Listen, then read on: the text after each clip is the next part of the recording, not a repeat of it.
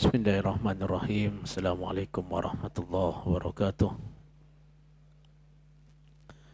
Al-Fatihah. A'udzubillahi minasyaitonir rajim. Bismillahirrahmanirrahim. Alhamdulillahirabbil alamin arrahmanir rahim maliki yaumiddin. Iyyaka na'budu wa iyyaka nasta'in. Ihdinas siratal mustaqim. Siratal ladzina an'amta 'alaihim ghairil maghdubi 'alaihim waladdallin. Amin. Alhamdulillahirrahmanirrahim. Wassalatu wassalamu ala asrafil anbiya'i wal mursalin Sayyidina Muhammad wa ala alihi wa sahbihi ajma'in. Subhanaka la ilma lana illa ma 'allamtana innaka antal alimul hakim. Wa la hawla wa la quwwata illa billahil aliyyil azim. Rabbi shrah li sadri wa yassir li amri wa hlul 'uqdatam min lisani yafqahu qawli. Rabbi yassir wa la tu'assir ya karim. Allahumma aftah alaina hikmataka wa anshur alaina min hazaini rahmatika ya arhamar rahimin. Yang demikian Tuan Nazir, jawatan kuasa masjid, Tuan Imam, muslimin muslimat yang dirahmati Allah. Alhamdulillah kita merapat syukur dengan limpah rahmatnya dapat kita berada pada malam ini untuk mengikuti sambungan daripada kuliah kita, dan semoga keberadaan kita ikhlaskan kerana Allah Subhanahu Wa Taala, dan semoga menjadi suatu amal yang soleh di sisi Allah Subhanahu Wa Taala. InsyaAllah hari ini kita sambung hadis yang ke-81 daripada kitab Sahih Bukhari, ya. Dalam bab ilmu lagi.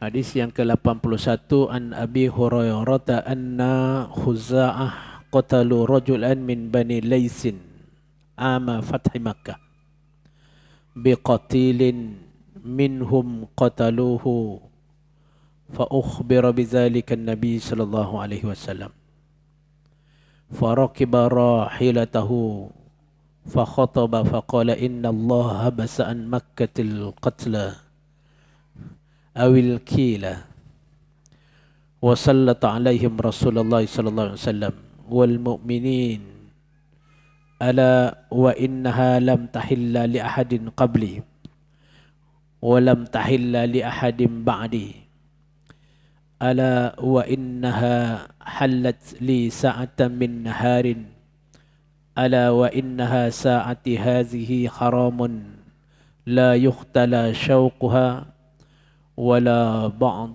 wala bu'dad wala bu'dadu sajaruha wala tultaqatu saqitatuha illa limunshidin faman qutila fahuwa bi khairin nazarain imma ayyuqala wa imma ayyuqada ahlul qatil faja'a rajulun min ahli al-yaman faqala uktub li ya Rasulullah faqala uktubu li abi fulanin faqala rajulun min Quraisy illa izkhira ya Rasulullah fa inna naj'alahu fi buyutina wa quburina faqala an-nabi sallallahu alaihi wasallam illa al-izkhir.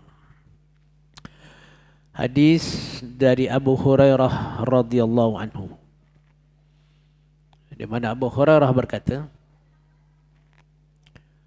suku Khuza'ah telah membunuh seorang laki-laki dari Bani Lais di tahun penaklukan Mekah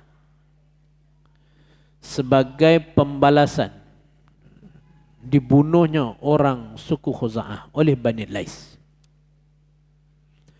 Ketika kejadian itu diberitakan orang kepada Nabi sallallahu alaihi wasallam.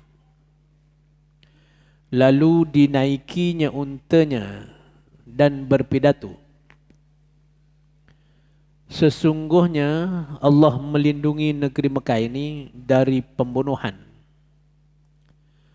atau dari gajah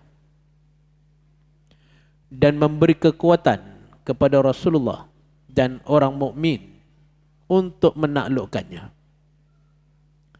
ketahuilah, tidak dihalalkan kepada seorang pun sebelumku dan sesudahku berperang di negeri ini,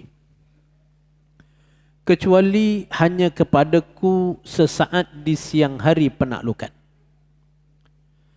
Tidak boleh dicabut rumputnya, tidak boleh ditebang pohon kayunya, dan tidak boleh pula diambil barang orang yang tercicir, kecuali untuk maksud memberitahukannya. Barang siapa terbunuh, maka keluarganya boleh memilih antara dua, meminta diat atau menuntut balas. Lalu datang seorang penduduk Yaman dan berkata, tuliskanlah untuk saya ya Rasulullah. Sabda Nabi, tuliskan untuk si fulan itu. Kemudian berkata pula seorang laki-laki dari suku Quraisy, tidak boleh dicabut selain dari izhir ya Rasulullah, kerana izhir itu kami pakai di rumah dan di kuburan kami. Jawab Nabi, ya, selain izhir. Jadi tuan-tuan yang dirahmati Allah, hadis ini banyak perkara yang perlu dijelaskan, ya. Yang pertamanya, pembunuhan yang berlaku menyebabkan keluarga orang yang dibunuh itu memang akan menuntut balas. Itu memang sifat manusia lah. Ya. Dan terjadinya permusuhan, perbalahan, peperangan dan sebagainya boleh berpunca daripada satu kes pembunuhan saja. Kerana bila A bunuh B, keluarga B akan cari keluarga A. Tak cukup seorang dibunuh, 2 orang, 3 orang. Ya. Keluarga A pula cari lagi keluarga B, bunuh sekampung. Orang kampung B pula bunuh sekampung orang. Dia tak habis. Ya. Tidak habis. Sebab itu Allah SWT telah mensyariatkan satu hukuman yang menyebabkan keluarga yang menjadi mangsa pembunuhan ini dapat, kalau boleh kita istilahkan, menuntut bela ataupun mendapat ganti rugi yang menyebabkan selamat nyawa manusia semua. Allah Ta'ala berfirman, ya ayyuhallazina amanu kutiba alaikumul qisasu fil qatla al-khurru bil khurri wal abdu bil abdi wal unsa bil unsa, dan sebagainya, ayat seterusnya. Di mana Allah telah mensyariatkan qisas, yaitu hukuman balas dalam kes pembunuhan.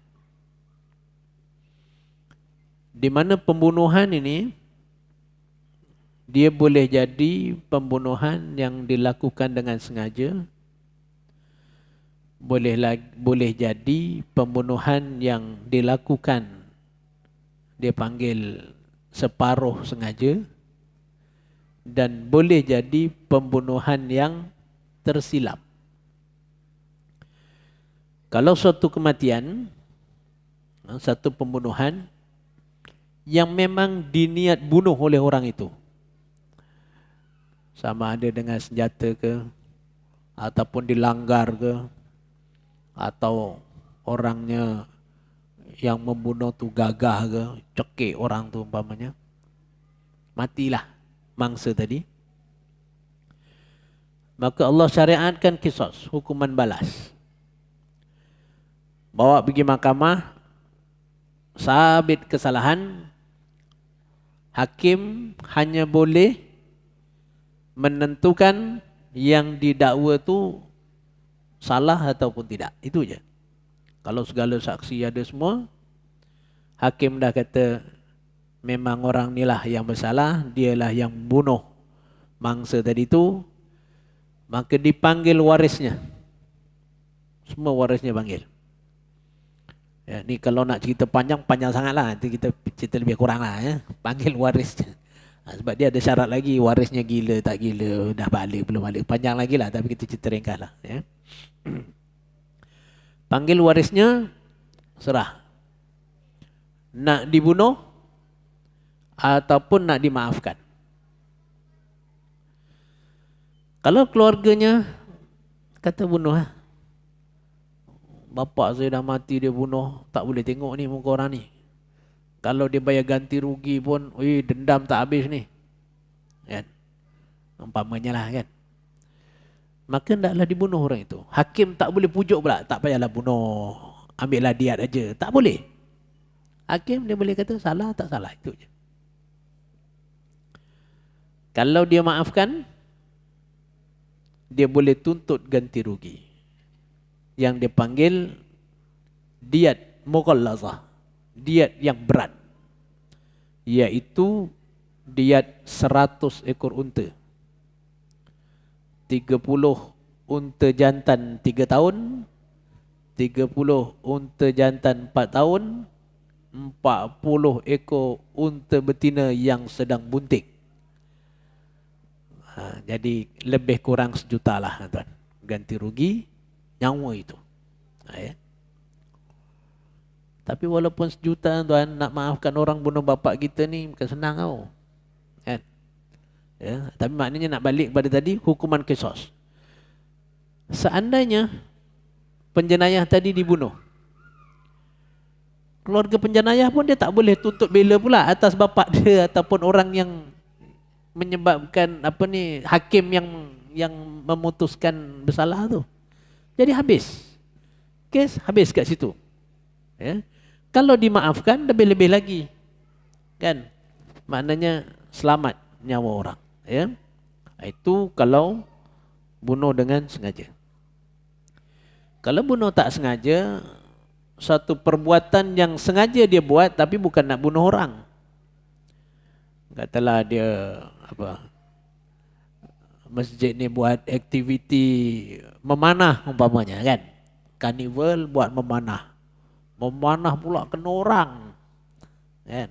Kali pertama pegang panah, kan? Baru tarik testing, so lepas kat orang kan. Mati. Ya. Itu perbuatan yang kita buat tu sengaja. Tapi bukan nak bunuh orang. Ya. Ataupun kita rotan orang. Kan? Kita datang masjid tengok budak-budak tengah melompat dari mimbar tu. Umpamanya. Cokmanya jadi tombak baling orang. Umpamanya lah. Kita pun ambil rotan. Nakal betul budak ni. Dia rotan sekali kat punggung. Mati pula dia. Yang itu jadi separuh sengaja tuan. Kita rotan dia sengaja. Bunuh tak sengaja. Itu juga kena diat. Dia panggil diat mukhaffafah. Diat yang ringan sikit. Ringan sikit pun 100 ekor unta juga. Tapi unta setahun, unta 2 tahun. Dia ada 5 kategori lah. 20 ekor. Saya tak ingat satu. Murah sikit lah. Kalau tadi 1 juta dia mungkin 900,000, 800,000 begitu jugalah. Banyak jugalah. Tapi dia perlu juga dapat keampunan daripada keluarga mangsa. Ataupun tersalah, orang pergi memburu, salah tembak kawan sendiri. Itu juga kena tidak kena qisas tapi kena bayar diat dan juga kena kafarah. Ya. Jadi maknanya tuan, nak sebutnya apabila berlaku pembunuhan ini sewaktu Fatu Makkah, ya, di tahun Fatu Makkah, ya, maka berlaku hukuman balas dan sebagainya ini, maka Nabi bersegera pada waktu itu, kerana waktu itu belum lagi disyariatkan qisas yang kita sebut tadi itu. Maka pada waktu itu Nabi terus bersegera memberi pidato dia lah, berkhutbah lah, memberi peringatan. Peringatannya, Nabi kata Allah melindungi Mekah ni dari pembunuhan atau dari gajah. Ingat lagi tahun Nabi SAW dilahirkan. Ya? Menjelang kelahiran Nabi SAW tu sebagaimana yang disebut dalam surah Al-Fil, alam tara kaifa fa'ala rabbuka bi ashabil fil tu, tentera bergajah yang datang nak menyerang Mekah tu, yang Allah Ta'ala halang tu, itu berlaku di tahun Nabi sallallahu alaihi wasallam dilahirkan. Jadi Allah lindungi Mekah ni daripada peperangan. Jadi Mekah ni aman. Ya. Walaupun sebelum Nabi dilantik menjadi Rasul tu, zaman jahiliah tu, dia tetap aman, tak berlaku pertumpahan darah dekat situ. Ya. Jadi orang tawaf, orang buat macam-macam lah, sembah berhala ke apa dekat Mekah tu dalam keadaan yang aman. Ya. Jadi dilindungi oleh Allah Ta'ala. Jadi Nabi tak bagi untuk membalas balik apa yang telah berlaku tu. Ya. Bani Khuza'ah bunuh Bani Lais dah balas tu, Nabi kata jangan ada lagi. Ya, kerana diharamkan, tidak dibenarkan. Ketahuilah tidak dihalalkan kepada seorang pun sebelumku dan sesudahku berperang di negeri ini. Jadi tak benarkan pun untuk membunuh sesiapa. Ya, tak boleh nak perang ke, nak bermusuh, tak boleh. Ya. Bahkan bukan sahaja tak boleh berperang, tetapi kalau jumpa barang-barang orang tercicir pun tak boleh pakai. Kita rasa dah ada dalam hadis yang lalu kita dah bahas. Kalau kat tempat kita ni, kita jumpa barang kan, kita boleh iklankan setahun. Ya. Katalah tuan-tuan jalan dekat Simpang 4 tu, jumpa duit siapa tak, jatuh 1 juta. Kan? Bukan sikit-sikit lah, sikit orang tak nak ambil kan, banyak kan. Buat iklan tu, siapa ada kehilangan duit, jumpa Pak Imam kita ni ada jumpa duit. Tak bagi tahulah berapa. Kalau bagi tahu nanti ramai pula yang mengaku kan. Yang hilang pula nak bagi tahu jumlah, entah duit dapat daripada mana, tak berani mengaku pula kan. Saja cerita kan. 1 juta dapat mana ni kan, tak berani mengaku. Duduk setahun, imam buat tiap-tiap minggu buat announcement tu, setahun tak ada yang pakai tu. Ya. Barang boleh jumpa lepas tahun boleh pakai kan. Ya. Tapi jangan pula ambil suruh diam-diam minta-minta setahun ni, tak adalah siapa cari. Itu tak boleh lah. Itu kena announce semualah. Ya. Ada syarat-syarat dia lah. Tapi dekat Mekah, walaupun jumpa, ya, tak boleh ambil. Dia boleh menjadi hak negara lah. Pergi kepada Baitul Mal tu boleh. Ya. Tapi tak boleh menjadi hak individu dekat Mekah. Ya. Dan barang siapa yang terbunuh, keluarga tadi boleh memilih sama ada diat ataupun menuntut pembunuhan. Saya dah sebut tadi, disyariatkan kisos, ya, boleh menuntut itu. Lalu datang seorang penduduk daripada Yaman. Dia kata, boleh tak ya Rasulullah dicatat apa yang kau sebut itu, supaya bila dia balik ke Yaman nanti, ya, dia boleh menyampaikan perkara itu. Ya. Lalu Nabi suruh tulis, ya, tulis supaya diketahui orang tentang peraturan ini. Ya. Jadi oleh kerana Nabi kata tak boleh potong rumput, tak boleh potong pokok, ya. Lalu bangun seorang Quraisy, dia kata, ya Rasulullah, kecuali pokok izhir ni lah ya Rasulullah. Sebab izhir ni memang pokok yang digunakan dekat rumah. Ada yang kata izhir ni pokok dia harum. Wallahu alam lah. Ya. Dan juga dibuat untuk apa ni? Untuk kubur. Ya. Kayu izhir ni. Mungkinlah sama ada ditanam ke atau diguna untuk apa-apa waktu pengkebumian, Allah alam lah. Tapi maknanya yang itu Nabi kata boleh boleh ditebang lah, boleh digunakan. Yang lain tu tak boleh. Jadi sebab tu kalau tuan-tuan pergi Mekah ke apa kan, Janganlah duk potong pokok-pokok ke apa ke. Tiba-tiba dekat Arafah ke. Kan? Sekarang pula Arafah banyak pokok dah. Dulu tak ada pokok. Sekarang pokok banyak dah. Jadi jangan duk senang-senang tebang-tebang ke rantingnya. Potong sana, potong sini. Tak boleh. Okey. Itu hadis yang ke-81. Seterusnya hadis yang ke-82. An Abi Hurairah yaqul ma min ashabin Nabi sallallahu alaihi wasallam akhadun aktsara hadisan anhu minni illa ma kana min Abdullah bin Amrin fa innahu kana yaktubu wa la aktub. Abu Hurairah radhiyallahu anhu berkata, tidak seorang pun di antara para sahabat Nabi yang lebih banyak dari saya mengumpulkan hadis kecuali Abdullah bin Amr bin As. Dia pandai menulis tetapi saya ni tidak, kata Abu Hurairah.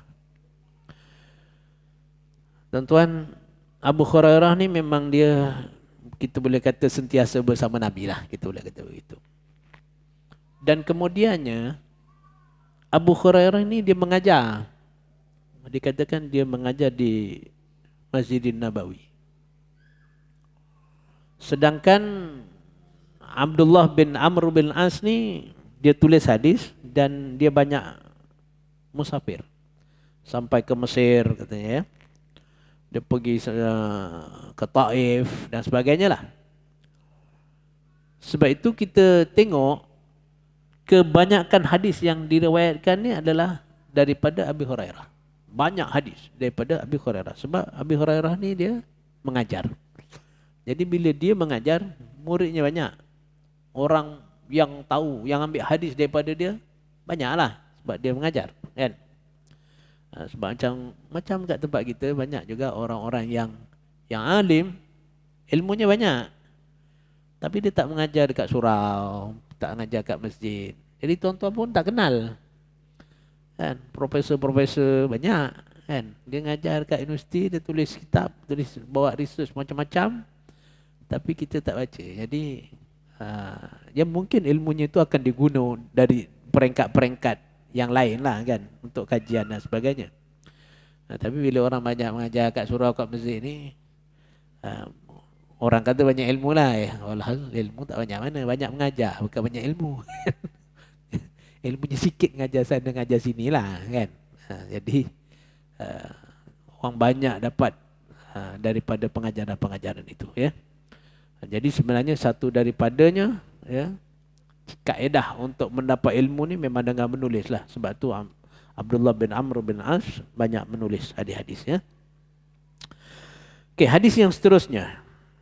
An Ibn Abbas qala lamma ishtadda bin Nabi sallallahu alaihi wasallam wajhuhu qala i'tuni bi kitabin aktub lakum kitaban la tadillu ba'dahu.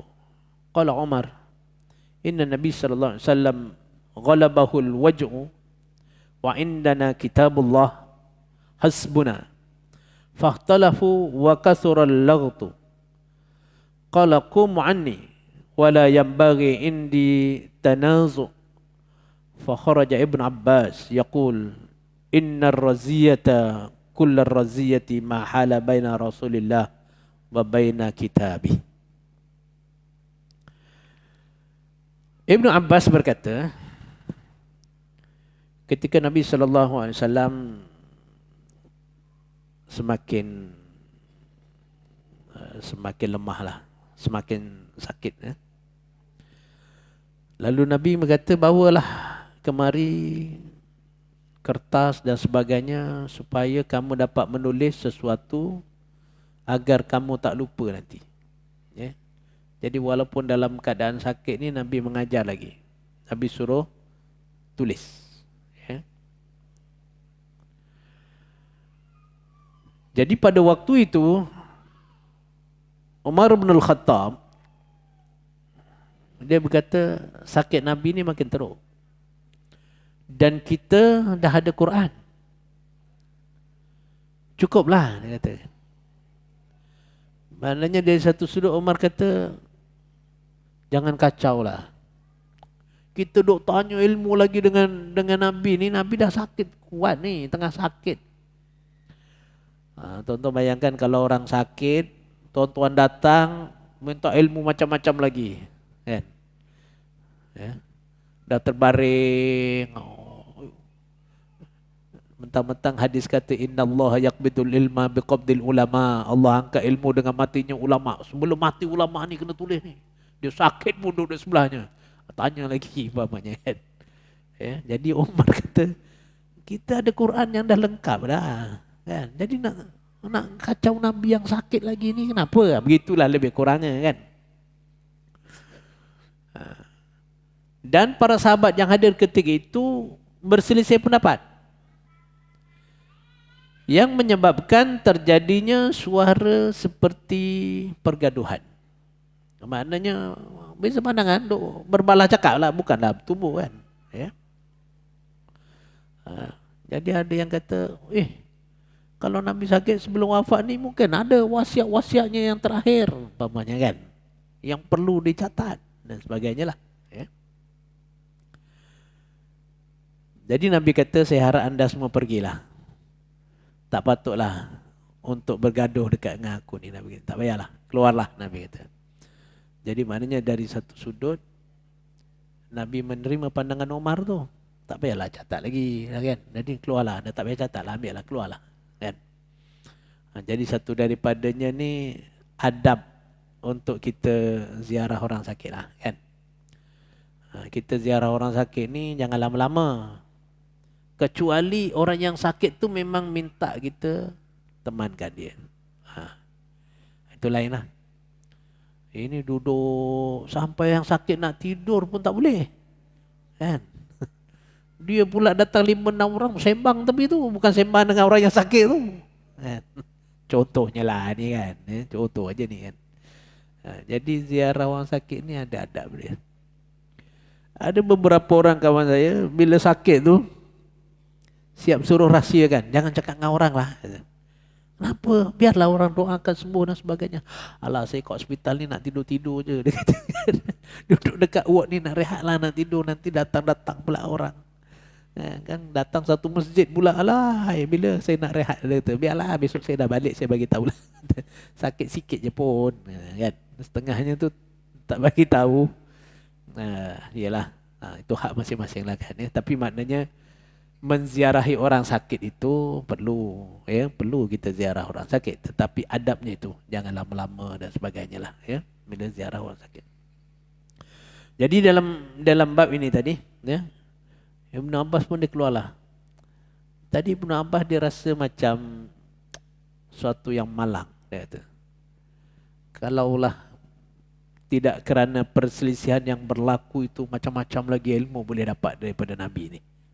Itu pandangan daripada Ibnu Abbas lah. Jadi oleh kerana dia terhalang daripada mencatat ilmu-ilmu ni, dia rasa satu kerugian lah, ya.